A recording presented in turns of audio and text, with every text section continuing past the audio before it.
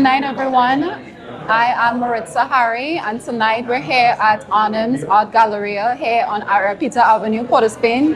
And tonight I have the pleasure of speaking with Trinidad-born artist Orlando Morpheus Griffith, whose latest exhibition explores healing, identity, and the powerful journey back to one's purpose. So thank you so much for joining me, Orlando. Thanks for being here. Okay. So my first question is, it's been 20 years, 20 plus years since you've last painted. What has that felt like coming back to it? Well, small correction, I've never painted until last year. I only learned to paint last year. Oh my gosh. So I've been drawing and stuff like that most of my life. When I was time to pick subjects for school, over 20 years ago, that didn't work out. So I just dropped it and I focused on athletics and sport and stuff like that. But when my old man passed away, he left me basically an affirmation saying that he thinks that I should start back art, and that's what kind of made this whole thing happen. So we saw my little doodles and sketches, and then I was doing during COVID, and I guess that launched everything back. Bloom from there. That is incredible that you started this only last year.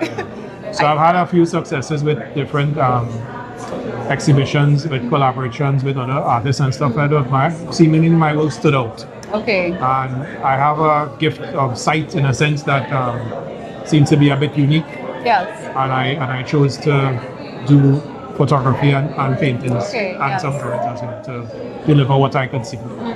Amazing. Okay, I stand corrected. Right? So how do you get into your element when you are painting? Like, do you have a particular playlist?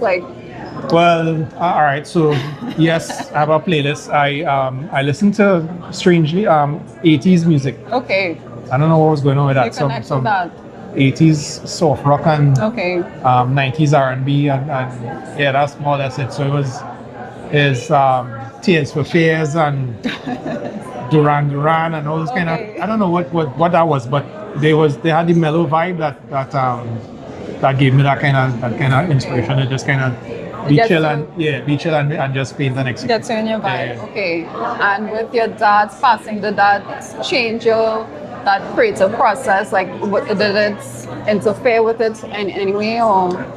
Dad was in every single painting and every photo. He was there for the entire time. And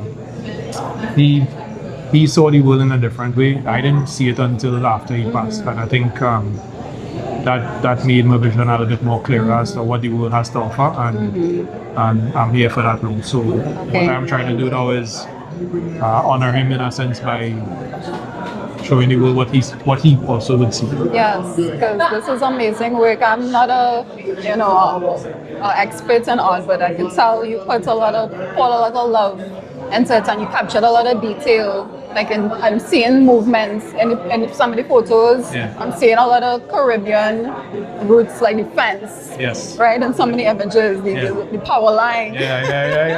Like I feel like you captured that really perfectly, right?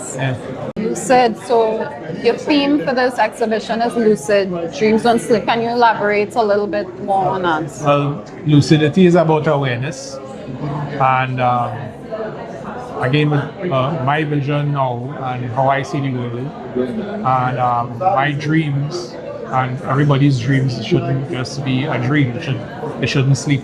Your dream should come alive. Your dream should be manifested into something that you aspire to. When I first started back being involved in art, not yet associating myself with an artist as yet, I had a dream of having my first solo show soon.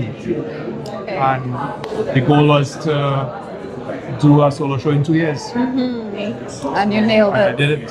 Yes. I was really surprised that I guess other people was watching the process as well too, because Arnhem himself, the gallery owner, saw me come in every other couple months or so, bringing in work and coming bringing things to frame, and he was watching and he's like, when you're gonna do your first solo show? And I'm like, ready for that? It's like, I think I've seen you walking, man.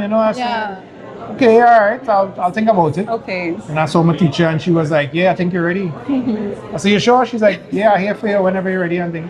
So when it started, it was like, I would call her every week and every few days, sometime late in the night, talking to her. And she'd say, all right, fix this, fix that. Until I got my wings and I was ready to be confident in work. That's when I was able to now just push and it worked out. Excellent. All right. I just have 2 short questions for you again. You mentioned in an interview on Newsday that there was some pushback from your parents about doing art. Yeah. Right? Yes. Back in your former years, right?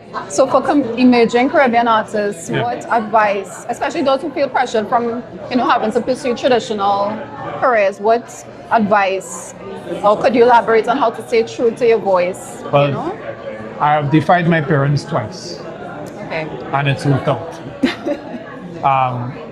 Well, the first one I listened to them about art and I didn't do it. The second one was sport. And could tell you about that, but my abilities was in high school.